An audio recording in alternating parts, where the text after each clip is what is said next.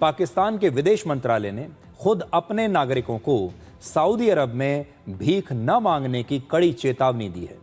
Saudi अरब में मक्का और Medina जैसे पवित्र शहरों में अक्सर पाकिस्तानी भीख मांगते हुए दिखाई देते हैं और इसे लेकर अब पाकिस्तान ने एक ज़ीरो टॉलरेंस पॉलिसी अपनाई है और वहाँ पर भी एक ज़ीरो टॉलरेंस पॉलिसी है। अगर कोई व्यक्ति मक्का और मदीना में भीख मांगता हुआ पकड़ा जाता है तो उसे गिरफ्तार कर लिया जाता है और सऊदी अरब से उसे डिपोर्ट भी किया जा सकता है। अब पाकिस्तान अपने नागरिकों को चेतावनी दे रहा है कि भाई जब भी आप मक्का और मदीना जाएं तो भीख ना मांगें बिल्कुल भी। और ये उन्होंने जो चेतावनी दी है उसका एक ऑडियो हमें मिला है। अब आपको सऊदी अरब में पाकिस्तान की एम्बेसी का वो संदेश हम सुनाते हैं जो उन्होंने पाकिस्तान के नागरिकों को के लिए जारी किया है, जिसमें वो कह रहे हैं कि भाई यहां आकर आप भीख न मांगिए। पाकिस्तान से आने वाले तमाम उम्रा ज़ायरीन और वर्कर्स से अहम गुजारिश। सऊदी अरब में भीख मांगना या इस तरह की किसी भी सरगर्मी में मुलव्वस होना कानूनन जुर्म है। खिलाफवर्जी की सूरत में सऊदी इदारों की जानिब से गिरफ्तारी, मुल्क बदरी और सऊदी अरब में दोबारा दाखिले पर मुस्तकिल पाबंदी समेत सख्त कानूनी कार्रवाई का सामना करना पड़ सकता है। खासतौर पर हरमैन में अपनी जानिब से व्हील चेयर सर्विस फराहम करना, बाल काटना या हजामत की खिदमत देना, लोगों में खैरात या माली इमदाद तकसीम करना, रकम का लेन देन और उधार करना सऊदी कवानीन के मुताबिक मुकम्मल तौर पर ममनू है।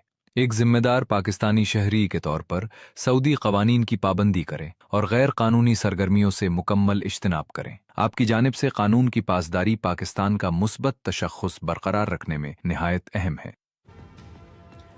अब यह समझिए कि पाकिस्तान को अपने ही लोगों को भीख मांगने से रोकने की ये चेतावनी आखिर क्यों देनी पड़ी।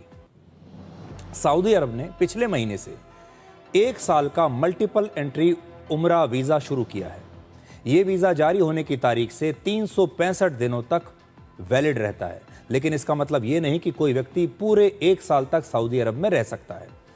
मौजूदा नियमों के तहत धार्मिक यात्रा के लिए कोई व्यक्ति सिर्फ 90 दिनों तक ही सऊदी अरब में रह सकता है। पूरी दुनिया के मुसलमान 2 तरह की धार्मिक यात्रा के लिए सऊदी अरब जाते हैं। पहला है हज, जो इस्लामी कैलेंडर के मुताबिक साल के एक खास समय में होता है, और दूसरा है उम्रा। ये साल में किसी भी समय किया जा सकता है।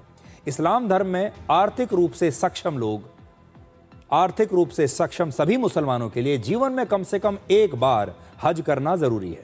लेकिन पाकिस्तान के कुछ लोग इस पवित्र यात्रा में भी भीख मांगकर एक्स्ट्रा पैसा कमाने की कोशिश करते हैं। वो सऊदी अरब पहुंचते हैं ये धार्मिक यात्रा करने के लिए।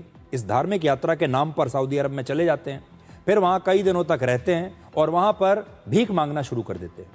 दिसंबर 2025 में पाकिस्तान की एक संसदीय समिति को यह बताया गया कि सऊदी अरब से 56,000 पाकिस्तानी भिखारियों को डिपोर्ट किया गया। 56,000, सोचिए।